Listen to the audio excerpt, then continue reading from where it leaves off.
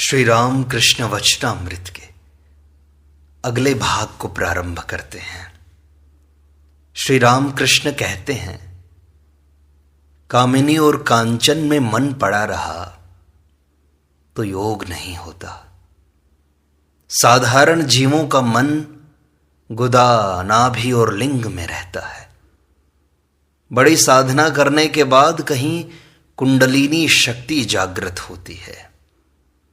नाड़ियां 3 हैं, ईड़ा, पिंगला और सुषुम्ना।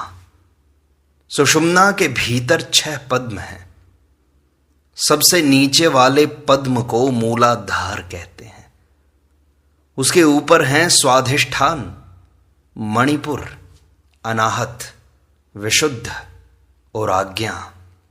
इन्हें षट चक्र कहते हैं। कुंडलिनी शक्ति जब जागती है तब वह मूलाधार, स्वाधिष्ठान, मणिपुर, इन सब पद्मों को क्रमशः पार करती हुई हृदय के अनाहत पद्म में आकर विश्राम करती है। जब लिंग, गुह्य और नाभि से मन हट जाता है तब ज्योति के दर्शन होते हैं। साधक आश्चर्यचकित होकर ज्योति देखता है और कहता है, ये क्या है? 6 चक्रों का भेद हो जाने पर कुंडलिनी सहस्रार पद्म में पहुंच जाती है। तब समाधि होती है। वेदों के मत से ये सब चक्र एक एक भूमि है। इस तरह 7 भूमियां हैं। हृदय चौथी भूमि है। हृदय वाले अनाहत पद्म के 12 दल हैं। विशुद्ध चक्र 5वीं भूमि है।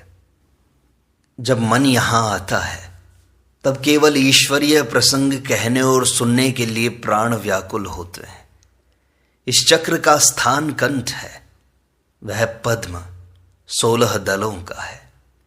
जिसका मन इस चक्र पर आया है उसके सामने अगर विषय की बातें, कामिनी और कांचन की बातें होती हैं तो उसे बड़ा कष्ट होता है। उस तरह की बातें सुनकर वह वहां से उठ जाता है। इसके बाद 6ठी भूमि है आज्ञा चक्र। यह 2 दलों का है। कुंडलिनी जब यहां पहुंचती है तब ईश्वरीय रूप के दर्शन होते हैं, परंतु फिर भी कुछ ओट रह जाती है। जैसे लालटेन के भीतर की बत्ती। जान तो पड़ता है कि हम बत्ती पकड़ सकते हैं, परंतु शीशे के भीतर है, एक पर्दा है बीच में, इसलिए छुई नहीं जाती। इससे आगे चलकर 7वीं भूमि है सहस्रार पद्म। कुंडलिनी के वहां जाने पर समाधि होती है। सहस्रार में सच्चिदानंद शिव हैं। वे शक्ति के साथ मिलित हो जाते हैं। शिव और शक्ति का मेल। सहस्रार में मन के आने पर निर्बीज समाधि होती है। तब बाह्य ज्ञान कुछ भी नहीं रह जाता। मुख में डालने से दूध गिर जाता है। इस अवस्था में रहने पर 21 दिन में मृत्यु हो जाती है। काले पानी में जाने पर जहाज फिर नहीं लौटता। ईश्वर कोटि और अवतारी पुरुष ही इस अवस्था से उतर सकते हैं। वे भक्ति और भक्त लेकर रहते हैं, इसीलिए उतर सकते हैं। ईश्वर उनके भीतर विद्या का मय, भक्त का मय केवल लोक शिक्षा के लिए रख देते हैं। उनकी अवस्था फिर ऐसी होती है कि 6ठी और 7वीं भूमि के भीतर ही वे चक्कर लगाया करते हैं। समाधि के बाद कोई कोई इच्छा पूर्वक विद्या का मय रख छोड़ते हैं। उस मय में कोई मजबूत पकड़ नहीं है। वह मय की एक रेखा मात्र है। हनुमान ने साकार और निराकार के दर्शनों के बाद दास में रखा था। नारद, सनक, सनंदन, सनातन, सनत कुमार इत्यादि लोगों ने भी ब्रह्म साक्षात्कार के बाद दास में, भक्त में रख लिया था। ये सब जहाज की तरह हैं। स्वयं भी पार जाते हैं और साथ बहुत से आदमियों को भी पार ले जाते हैं। परमहंस निराकारवादी भी हैं और साकारवादी भी।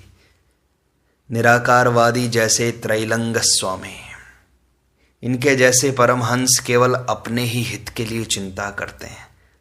यदि उन्हें स्वयं को इष्ट प्राप्ति हो जाती है तो वे उसी से संतुष्ट रहते हैं। ब्रह्म ज्ञान के बाद भी जो लोग साकारवादी होते हैं वे लोक शिक्षा के लिए भक्ति लेकर रहते हैं। वे उस घड़े के सदृश हैं जो मुंह तक लबालब भरा है। उनमें से थोड़ा पानी किसी दूसरे बर्तन में भी डाला जा सकता है। इन लोगों ने जिन साधनाओं के द्वारा ईश्वर को प्राप्त किया है उनकी बातें लोक शिक्षा के लिए कही जाती हैं। इस तरह लोगों का कल्याण होता है। पानी पीने के लिए बड़ी मेहनत करके कुआं खोदा गया, फावड़ा और कुदाल लेकर। कुआं खुद जाने पर कोई कुदाल आदि उसी में छोड़ देते हैं, क्योंकि फिर खोदने की कोई आवश्यकता नहीं रही। परंतु कोई कोई कंधे में डाले फिरते हैं दूसरे के उपकार के लिए। कोई आम छिपा कर खाता है, फिर मुख पहुंचकर लोगों से मिलता है, और कोई कोई दूसरे को देकर खाते हैं, लोक शिक्षा के लिए भी और लोगों को स्वाद चखाने के लिए भी। मैं चीनी खाना अधिक पसंद करता हूं, चीनी बन जाना नहीं। गोपियों को भी ब्रह्म ज्ञान हुआ था, परंतु वे ब्रह्म ज्ञान चाहती नहीं थी। वे ईश्वर का संभोग करना चाहती थी, कोई वात्सल्य से, कोई सख्य से, कोई मधुर भाव से और कोई दासी भाव से। भय दिखाकर या भय खाकर ईश्वर की भक्ति करना प्रवर्तकों का भाव है। उन्हें पा जाने के गीत गाओ, आनंद के गाने गाओ। नवीन नियोगी के यहां उस दिन कैसा गाना हो रहा था कि नाम की मदिरा पीकर मस्त हो जाओ। केवल अशांति की बात भी नहीं सुहाती। ईश्वर को लेकर आनंद करना, उन्हें लेकर मस्त रहना। भक्त कहते हैं क्या आपका एक आध गाना न होगा? श्री रामकृष्ण कहते हैं मैं क्या गाऊंगा? अच्छा, जब भाव आ जाएगा तब मैं गाऊंगा। कुछ देर बाद श्री रामकृष्ण गाने लगे। गाते हुए ऊर्ध्व दृष्टि हो गई। कई गाने गाए, एक का भाव यह है कि श्यामा माँ ने कैसी कल बनाई है। वह 3.5 हाथ की कल के भीतर कितने ही रंग दिखा रही है। वह स्वयं कल के भीतर रहती है और डोर पकड़कर अपनी इच्छा के अनुसार उसे घुमाती रहती है। परंतु कल कहती है मैं तो खुद घूम रही हूं। वह नहीं जानती कि घुमाने वाली कोई दूसरी ही है। जिसने कल का हाल मालूम कर लिया है उसे फिर कल नहीं बनना पड़ता। किसी किसी कल की भक्ति की डोर से तो श्यामा मां स्वयं आकर बंध जाती है। फिर रामकृष्ण कहते हैं मां, जिसके जो संस्कार हैं वो तो होकर रहेगा। मैं और इसमें क्या कहूं? विवेक वैराग्य के हुए बिना कुछ होता तो है नहीं। वैराग्य कितने ही तरह के हैं। एक ऐसा है जिसे मरकट वैराग्य कहते हैं। वह वैराग्य संसार की ज्वाला से जलकर होता है, अधिक दिन नहीं टिकता वो। और सच्चा वैराग्य भी है। एक व्यक्ति के पास सब कुछ है, किसी वस्तु का अभाव नहीं, फिर भी उसे सब कुछ मिथ्या जान पड़ता है। वैराग्य एकाएक नहीं होता, समय के आने बिना नहीं होता। परंतु एक बात है, वैराग्य के संबंध में सुन लेनी चाहिए। जब समय आएगा तब इसकी याद होगी कि हाँ, कभी सुना था। एक बात और है, इन सब बातों को सुनते सुनते विषय की इच्छा थोड़ी थोड़ी करके घटती जाती है। शराब के नशे को घटाने के लिए थोड़ा थोड़ा चावल का पानी पिया जाता है। इस तरह धीरे धीरे नशा घटता रहता है। ज्ञान लाभ करने के अधिकारी बहुत ही कम हैं। गीता में कहा है, हजारों आदमियों में कहीं एक उनके जानने की इच्छा करता है, और ऐसी इच्छा करने वाले हजारों में से कहीं एक ही उन्हें जान पाते हैं। भक्त कहता है, मनुष्याणाम सहस्रेषु कश्चिद यतति सिद्धये। श्री रामकृष्ण कहते हैं, संसार की आसक्ति जितनी ही घटती जाएगी, ज्ञान भी उतना ही बढ़ता जाएगा। आसक्ति अर्थात कामिनी और कांचन की आसक्ति। प्रेम सभी को नहीं होता, गौरांग को हुआ था। जीवों को भाव हो सकता है, बस ईश्वर कोटि को जैसे अवतारों को प्रेम होता है। प्रेम के होने पर संसार तो मिथ्या जान पड़ेगा ही, किंतु इतने प्यार की वस्तु जो यह शरीर है यह भी भूल जाएगा। पारसियों के ग्रंथ में लिखा है, चमड़े के भीतर मांस है, मांस के भीतर हड्डियां, हड्डियों के भीतर मज्जा, इसके बाद और भी न जाने क्या क्या, और सबके भीतर प्रेम। प्रेम से मनुष्य कोमल हो जाता है, प्रेम से कृष्ण त्रिभंग हो गए हैं। प्रेम के होने पर सच्चिदानंद को बांधने वाली रस्सी मिल जाती है, उसे पकड़कर खींचने से ही हुआ। जब बुलाओगे तभी पाओगे। भक्ति के पकने पर भाव होता है, भाव के पकने पर सच्चिदानंद को सोचकर वह निर्वाक रह जाता है। जीवों के लिए बस यहीं तक है, और फिर भाव के पकने पर महाभाव या प्रेम होता है, जैसे कच्चा आम या पका हुआ आम। शुद्धा भक्ति ही एकमात्र सार वस्तु है और सब मिथ्या है। नारद के स्तुति करने पर श्री रामचंद्र ने कहा, तुम वरदान लो। नारद ने शुद्धा भक्ति मांगी और कहा, हे राम, अब ऐसा करो जिससे तुम्हारी भुवन मोहिनी माया से मुग्ध न हो जाऊं। राम ने कहा, यह तो जैसे हुआ, दूसरा वर मांगो। नारद ने कहा, और कुछ न चाहिए, केवल भक्ति की प्रार्थना है। यह भक्ति भी कैसे हो? पहले साधुओं का संग करना चाहिए। सत्संग करने पर ईश्वरीय बातों पर श्रद्धा होती है, श्रद्धा के बाद निष्ठा है, तब ईश्वर की बातों को छोड़ और कुछ सुनने की इच्छा नहीं होती, उन्हीं के काम करने को जी चाहता है। निष्ठा के बाद भक्ति है, इसके बाद भाव, फिर महाभाव और वस्तु लाभ। महाभाव और प्रेम अवतारों को होता है। संसारी जीवों का ज्ञान, भक्तों का ज्ञान और अवतार पुरुषों का ज्ञान बराबर नहीं। संसारी जीवों का ज्ञान जैसे दीपक का उजाला है, उससे घर के भीतर ही प्रकाश होता है और वहीं की चीजें देखी जा सकती हैं।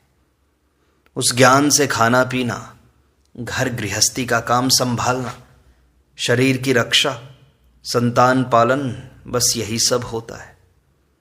भक्त का ज्ञान जैसे चांदनी, भीतर भी दिखाई पड़ता है और बाहर भी, परंतु बहुत दूर की चीज या बहुत छोटी चीज दिखाई नहीं देती।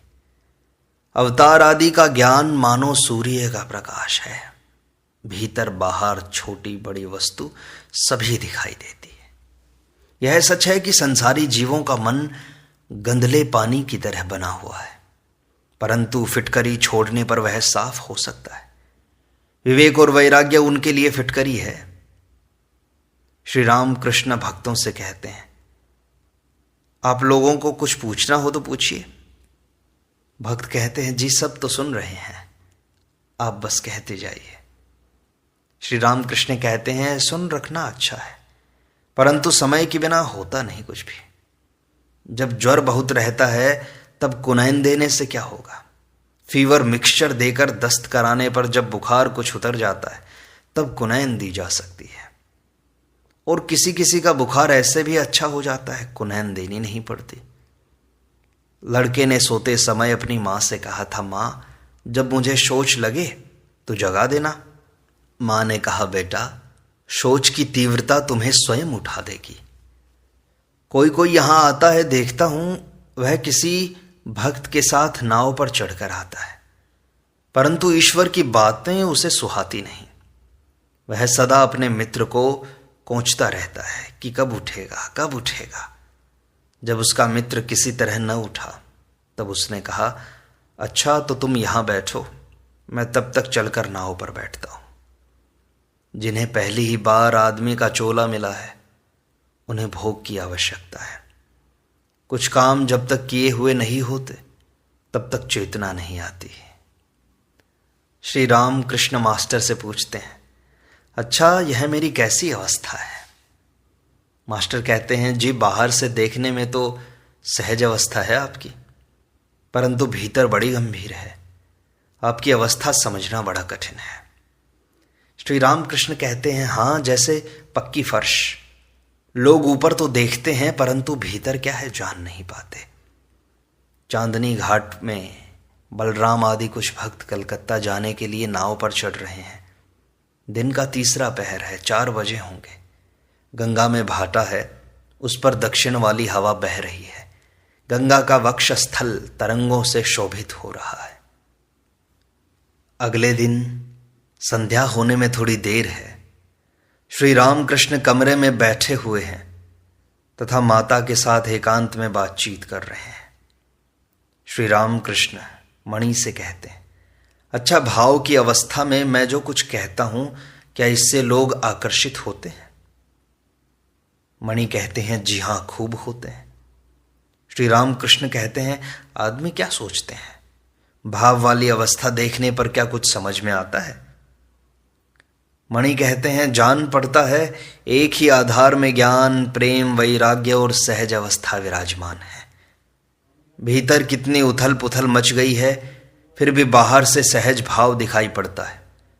यह अवस्था बहुतेरे समझ नहीं सकते, परंतु कुछ लोग उसी पर आकृष्ट होते हैं। श्री रामकृष्ण कहते हैं, घोषपाड़ा के मत में ईश्वर को सहज कहते हैं और कहते हैं सहज हुए बिना सहज को कोई पहचान नहीं सकता। मणि से कहते हैं, अच्छा, मुझ में अभिमान है? मणि कहते हैं, जी हां, कुछ है। शरीर की रक्षा और भक्ति तथा भक्तों के लिए, ज्ञानोपदेश के लिए, यह भी तो आपने प्रार्थना करके रखा है। श्री रामकृष्ण कहते हैं, मैंने नहीं रखा, उन्होंने रख दिया है। अच्छा, भावावेश के समय क्या होता है बताओगे जरा? मणि कहते हैं, आपने उस समय कहा, मन के छठी भूमि पर जाने से ईश्वरीय रूप के दर्शन होते हैं। फिर जब आप बातचीत करते हैं तब मन 5वीं भूमि पर उतर आता है।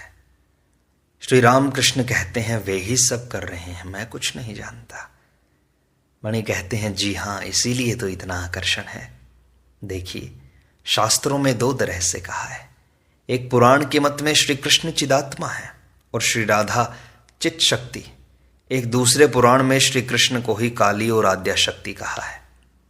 श्री रामकृष्ण कहते हैं, देवी पुराण के मत से काली ने ही कृष्ण का स्वरूप धारण किया है। तो इससे क्या होगा? वे अनंत हैं और उनके मार्ग भी अनंत हैं। मणि कहते हैं, अब मैं समझा, आप जैसा कहते हैं छत पर चढ़ना ही इष्ट है, चाहे जिस तरह चढ़ सको, जीने से या बांस लगाकर या रस्सी पकड़कर। श्री रामकृष्ण कहते हैं, यह जिसने समझा है उस पर ईश्वर की दया है। ईश्वर की कृपा हुए बिना किसी के संशय दूर नहीं होते। बात यह है कि किसी तरह उन पर भक्ति होनी चाहिए, प्यार होना चाहिए। अनेक खबरों से काम क्या है? एक रास्ते से चलते चलते अगर उन पर प्यार हो जाए तो काम बन गया। प्यार के होने से ही उन्हें आदमी पाता है। इसके बाद अगर जरूरत होगी तो वे समझा देंगे, सब रास्तों की खबर बतला देंगे। ईश्वर पर प्यार होने से ही काम होगा। तरह तरह के विचारों की आवश्यकता नहीं है। आम खाने के लिए आए हो, आम खाओ। कितनी डालियां हैं, कितने पत्ते हैं, इन सब के हिसाब से मतलब क्या है? हनुमान का भाव चाहिए कि मैं वार, तिथि, नक्षत्र ये सब कुछ नहीं जानता, मैं तो बस श्री रामचंद्र जी का स्मरण किया करता हूं। मणि कहते हैं, इस समय ऐसी इच्छा होती है कि कर्म बिल्कुल घट जाएं और ईश्वर की तरफ मन लगाऊं। श्री रामकृष्ण कहते हैं, आहा, यह होगा क्यों नहीं होगा, परंतु ज्ञानी निर्लिप्त होकर संसार में रह सकता है। मणि कहते हैं, जी हां, परंतु निर्लिप्त होकर रहने के लिए विशेष शक्ति चाहिए। श्री रामकृष्ण कहते हैं, हां, यह ठीक है, परंतु तुमने संसार चाहा होगा। श्री कृष्ण राधिका के हृदय में ही थे, परंतु राधा की इच्छा उनके साथ मनुष्य रूप में लीला करने की हुई, इसीलिए वृंदावन में इतनी लीलाएं हुई। अब प्रार्थना करो जिससे तुम्हारे सांसारिक कर्म सब घट जाएं और मन से त्याग होने से तुम्हें अंतिम ध्येय की प्राप्ति हो जाए। मणि कहते हैं, यह तो उनके लिए है जो बाहर का त्याग नहीं कर सकते, ऊंचे दर्जे वालों के लिए तो एक साथ ही सब त्याग होना चाहिए, बाहर का भी और भीतर का भी। श्री रामकृष्ण कहते हैं, तुमने वैराग्य की बातें उस समय कैसे सुनी? मणि ने कहा, जी हां, खूब सुनी मैंने तो। श्री रामकृष्ण कहते हैं, वैराग्य का अर्थ है, जरा कहो तो सुनूं मैं। मणि कहते हैं, वैराग्य का अर्थ सिर्फ संसार से विराग नहीं, ईश्वर पर अनुराग और संसार से विराग है। श्री रामकृष्ण कहते हैं, हाँ ठीक कहा, संसार में धन की जरूरत है अवश्य, परंतु उसके लिए अधिक चिंता न करना, यदृच्छा लाभ, यही अच्छा है। संचय के लिए इतना न सोचा करो। जो लोग उन्हें मन से और प्राण से सब कुछ समर्पित कर देते हैं, जो उनके भक्त हैं, शरणागत हैं, वे लोग यह सब इतना नहीं सोचते। जहां आय है वहां व्यय भी है। एक ओर से रुपया आता है, दूसरी ओर से खर्च हो जाता है। इसका नाम है यदृच्छा लाभ। इसलिए वैराग्य ऐसा कि संसार से कुछ अपेक्षा नहीं और ईश्वर पर दिन प्रतिदिन राग बढ़ता जाए, उनकी भक्ति बढ़ती जाए। उनसे हम बार बार प्रार्थना करते रहें कि हे प्रभु, आपकी शरण, आपकी शरण। इस प्रकार श्री रामकृष्ण वचनामृत का यह भाग यहीं संपूर्णता को प्राप्त होता है। शेष अगले अंक में।